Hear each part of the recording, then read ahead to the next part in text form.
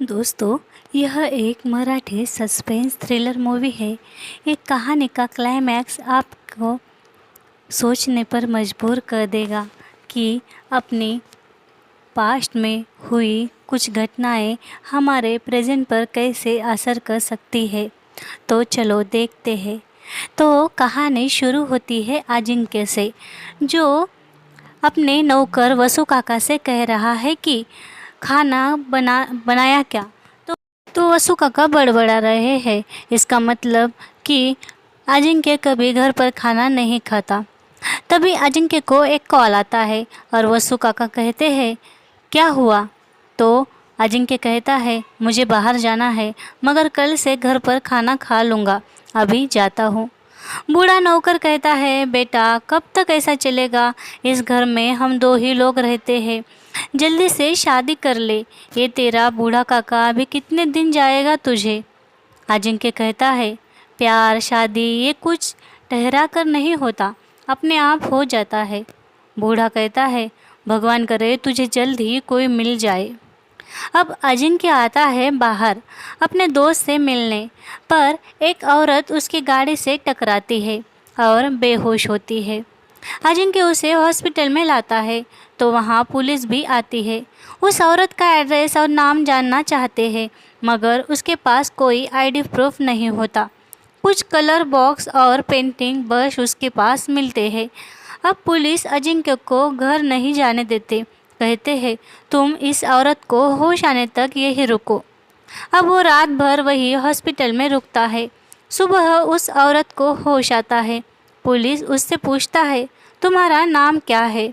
तो वो कहती है, शुभदा शशि देवधर। अब उसे किसी का कांटेक्ट नंबर मांगते हैं, पर वो कुछ बताती नहीं।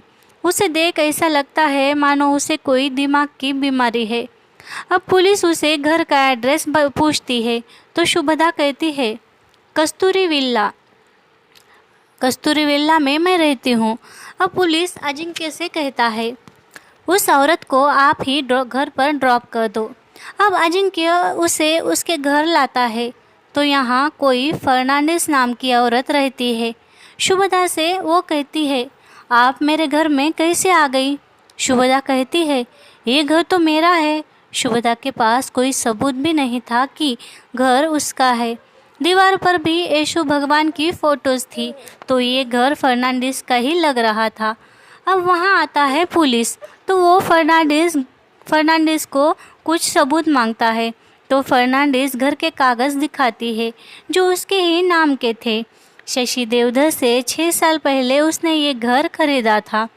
अब अजिंक्य भी परेशान हो जाता है। शुभदा कहती है, यही मेरे हस्बैंड के पेंटिंग्स का एग्जीबिशन लगा है, वहाँ चलो। अब वो लोग वहाँ आते हैं तो वहाँ किसी अमरेश गांगुली नाम के आदमी का एग्जीबिशन था। वो कहता है, पिछले 5 दिनों से तो मेरा ही एग्जीबिशन है यहाँ। वहाँ कोई भी शशि देवधर को जानता तक नहीं था, मगर उस एग्जीबिशन का मालिक कहता है कि हाँ, शशि देवधर मेरे क्लाइंट थे, उनकी पहले यहाँ लगती थी एग्जीबिशंस, पर अभी वो यहाँ पर नहीं है। अब वो पुलिस स्टेशन आती है। पुलिस उससे कहता है, वो घर तुम्हारा नहीं है, तुम्हारा पति भी तुम्हें नहीं मिल रहा, आपको वो ढूंढता हुआ यहाँ आया भी नहीं। अब शुभदा कहती है, मेरी बेटी अनुष्का के स्कूल जाते हैं। अब वो लोग स्कूल में आते हैं, मगर वहाँ कोई भी अनुष्का नाम की लड़की नहीं थी। अब पुलिस शुभदा पर ही गुस्सा होता है, उस पर चिढ़ता है, कहता है, तुम रात में कहाँ गई थी, याद है। वो कहती है, हाँ, मेरे सहेली के घर गई थी। अब पुलिस कहता है, केस बहुत ही कॉम्प्लिकेटेड है, समझ नहीं आ रहा कि क्या करो। और अजिंक्य से कहता है, क्या तुम जाओगे इसके साथ। अजिंक्य भी उसके साथ जाता है तो वहाँ पर एक बूढ़ा उन्हें मिलता है। वो बूढ़ा कहता है, वो लोग तो 6 साल पहले ही दुबई शिफ्ट हो गए। अब अजिंक्य उस शुभदा को अपने घर लाता है। वसु काका अजिंक्य से कहता है, कौन है ये लड़की, कितनी अच्छी है। अब वसु काका शुभदा से पूछता है, बेटा कौन हो तुम। तब शुभदा रोने लगती है, कहती है मेरा पति और बेटी मिल ही नहीं रहे, पता नहीं कहाँ मिलेंगे। तब अजिंक्य उसे कहता है हम कल उसे ढूंढते हैं, तुम आज आराम करो। अब दूसरे दिन वो अपने पति को याद कर कर उसकी पेंटिंग बनाती है। तब वहाँ अजिंक्य आता है, पूछता है कौन है ये। वो कहती है शशि। उतने में अजिंक्य को कॉल आता है। वो कॉल था पुलिस का। अब शुभदा को लेकर अजिंक्य पुलिस स्टेशन में आता है तो ये लोग देखते हैं यहाँ एक आदमी आया था। वो था निखिल, जो कह रहा था ये शुभदा का पति है। वो पुलिस से कहता है ये मेरी पत्नी नीलिमा है। शुभदा उस आदमी को पहचानने से इनकार कर देती है, कहती है कौन हो तुम और ऐसा क्यों कह रहे हो। तब वो आदमी कुछ पुरानी यादें उसे कहता है कि इनकी कैसे हैप्पी फैमिली थी। ये दोनों और उस आदमी के पिता यानी शुभदा के ससुर, ये तीनों बहुत खुश थे, मगर इनको बच्चा नहीं था और कभी होने भी वाला नहीं था, ऐसा डॉक्टर ने कहा था। तभी इस आदमी ने शराब पीना चालू किया। बाद में एक्सीडेंट में यह आदमी अपाहिज हो गया। घर की सारी खुशी मातम में बदल गई और नीलिमा इसका जिम्मेदार खुद को मानती थी। वो डिप्रेशन में चली गई। ससुर जी और निखिल बहुत परेशान हो गए थे। उन्होंने इसको बहुत समझाया, मगर यह है कि कुछ समझने को तैयार नहीं थी। निखिल कहता है मेरे पापा ने तो इतना भी कहा था कि अगर बेटा ना हो तो हम अडॉप्ट भी कर सकते हैं। निखिल की बातें सुनकर भी शुभदा कहती है मैं तुम्हारी बीवी नहीं हूँ, मेरा पति और बेटी नहीं मिल रहे और आप मुझे तंग कर रहे हो। निखिल अपनी शादी का एल्बम भी दिखाता है, जिसमें साफ साफ दिख रहा था कि शुभदा यानी निखिल कह रहा है वो उसकी नीलिमा और उसकी शादी का एल्बम था। वो आदमी कहता है हो सके तो इसके पिता से पूछो। अब वो लोग आते हैं एक आदमी के घर। यहाँ शुभदा कहती है पापा आप क्यों ऐसा कह रहे हो, झूठ मत बोलो आप। उसका बाप कहता है ये शुभदा मेरी बेटी है मगर इसका नाम शुभदा नहीं नीलिमा है और ये निखिल मेरा दामाद है। पुलिस को लगता है शुभदा की दिमागी हालत ठीक नहीं, तभी उसे चक्कर आकर वो बेहोश होती है। डॉक्टर कहता है शुभदा को साइकेट्रिस्ट की ज़रूरत है। तब अजिंक्य कहता है मैं एक साइकेट्रिस्ट ही हूँ, मैं देखता हूँ। अब रात में अजिंक्य शशि देवधर को इंटरनेट पर सर्च करता है तो वो एक पेंटर था। अब अजिंक्य शुभदा का इलाज करता है, कहता है शशि देवधर आया है बाहर और यहाँ एक आदमी था जो बूढ़ा था। ये वही आदमी था जिसकी पेंटिंग शुभदा ने बनाई थी, मगर ये बहुत ही बूढ़ा दिख रहा था। शुभदा कहती है ये तो शशि नहीं है और वहाँ से भाग जाती है। जब वो अंदर आती है तो उसे उसकी ही गेटअप करी एक औरत दिखती है जो खुद को शुभदा शशि देवधर बता रही थी। उसकी बातें सुन शुभदा बेहोश होती है। अब यहाँ अजिंक्य उन दोनों से कहता है थैंक यू सर मैडम, आपने मेरी मदद की। वो दोनों कहते हैं ये हमारा फ़र्ज़ था। अब इधर शुभदा को होश आ गया था और वो इस बूढ़े शशि देवधर का स्केच बना रही थी। वहाँ उसे अजिंक्य देखता है। शुभदा कहती है शशि अचानक बूढ़ा कैसे हो गया, वो निखिल तो मेरा पति नहीं था। और ये तब अजिंक्य कहता है मैं भी उन्हीं सवालों के जवाब ढूंढ रहा हूँ। अब निखिल और उसके पापा अजिंक्य से मिलते हैं। अब अजिंक्य शुभदा को उसी कस्तूरी बंगले में लाता है, कहता है जाओ, यहाँ कोई फर्नांडिस नहीं है, ये तुम्हारा ही घर है। अब शुभदा घर में देखती है तो अब ये घर उसे खुद का घर लग रहा था। तब उसे एक कॉल आता है। जो कॉल शशि का था वो शुभदा से कहता है मैं घर आ रहा हूँ। शुभदा बहुत ही खुश हो जाती है और अपने बेटी और पति को याद करती है। अब वो अपने बेटी को आवाज़ लगाती है तो एक लड़की आती है, मगर ये लड़की बहुत बड़ी थी। वो कहती है मैं अनुष्का शशि देवधर, आप मेरी माँ से मिलने आई हो क्या। तभी वहाँ वही औरत आती है जो खुद को शुभदा शशि देवधर बता रही थी।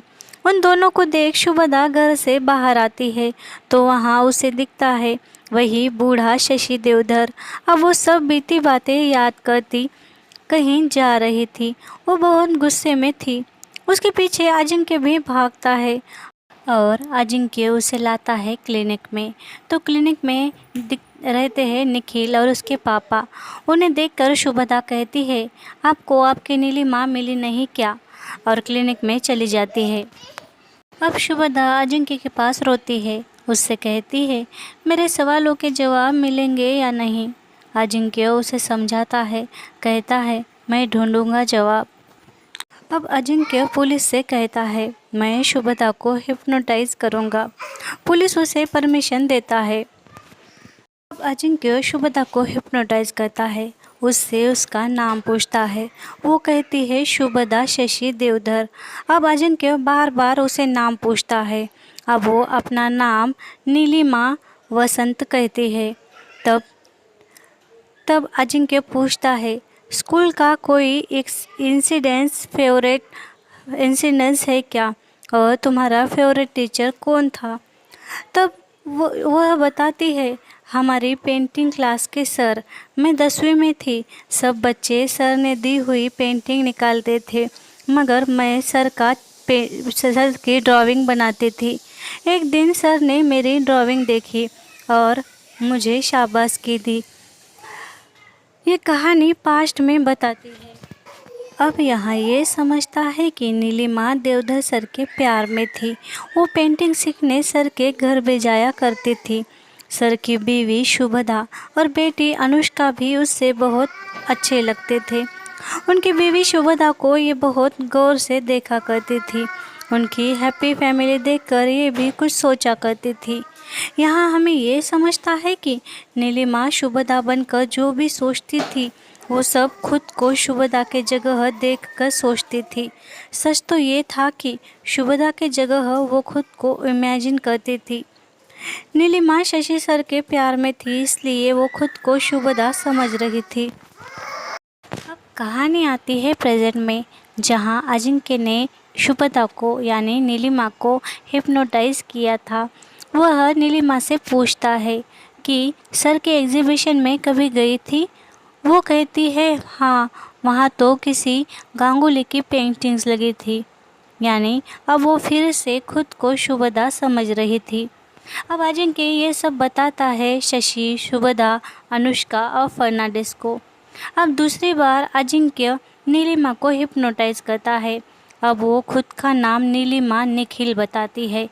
अब वो निखिल ने बताई स्टोरी उसे बताती है जो बिल्कुल ही अपोजिट थी। वह कहती है, पप्पा और निखिल का बर्ताव मेरे साथ बहुत बुरा था। मैं बहुत डिप्रेस थी। अब दिखाया जाता है पुलिस वाले निखिल और उसके पापा को क्लिनिक में लाते हैं। तब अजिंक्य सबको साथ लेकर हिप्नोटाइज की गई रिकॉर्डिंग इन्हें बताता है। तो यहाँ ये समझता है कि नीलिमा की शादी निखिल से हो गई थी मगर एक दिन उसका रिपोर्ट आया कि वो कभी माँ नहीं बन सकती। तब से निखिल और उसके पापा नीलिमा को टॉर्चर करने लगे। उसे बांझ बोलकर मेंटली टॉर्चर करते थे। नीलिमा डिप्रेशन में जा रही थी मगर एक दिन तो हद ही हो गई। निखिल के पापा कहने लगे, दोष निखिल में है, तुम्हारे में नहीं, और तुम माँ बन सकती हो और हमें हमारे ख़ानदान के लिए वारिस भी चाहिए, इसलिए तेरे साथ मिलकर मैं बच्चा करूँगा। और निखिल के पापा नीलिमा का रेप कर देते हैं।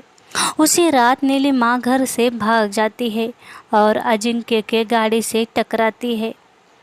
यानी तब से वो डिप्रेशन में खुद को भूलकर शुभदा बन गई। उसने पहले से एक हैप्पी फैमिली का सपना देखा था। वो शशि सर को लाइक करती थी। वो खुद को शुभदा समझने लगी क्योंकि उसने बहुत नज़दीक से उनका परिवार देखा था। एक डिप्रेशन से दूर होने के लिए उसने खुद को सपनों में जीना सिखा दिया। उसकी रियल लाइफ बहुत बुरी थी इसलिए उसने अपनी सपनों की लाइफ को ही सच मान लिया। अब जब नीलिमा को होश आता है तब वो अपने ससुर को मारने लगती है, यानी वो प्रेजेंट में वापस आ गई थी। वो अपनी सपनों वाली लाइफ भूल हकीकत में आई थी। अब पुलिस निखिल और उसके पापा को अरेस्ट कर लेती है। नीलिमा बहुत रोती है। ओरिजिनल शुभदा और शशि को सॉरी कहती है। शशि सर कहते हैं तुम ठीक हो गई, यही हमारे लिए काफ़ी है। अजिंक्य अब नीलिमा कहाँ जाएगी ऐसा शशि सर पूछते हैं। तब अजिंक्य कहता है मैं उसे ठीक करूँगा। अब नीलिमा शुभदा और शशि से माफ़ी मांगती है। कहती है सर मेरी वजह से आपको तकलीफ़ हुई। वो दोनों उसे समझाते हैं और वहाँ से चले जाते हैं। अब तो अजिंक्य भी नीलिमा से प्यार करने लग गया था और उसका ट्रीटमेंट भी चालू था। नीलिमा भी उसके साथ खुश थी। तो दोस्तों कैसी लगी स्टोरी? सच में इंसान की ज़िंदगी भी कितनी अजीब होती है। जिनसे मिलना होता है उनसे मुलाकात ज़रूर होती है। एक डॉक्टर जो खुद अकेला था बहुत और उसे मिल गई नीलिमा।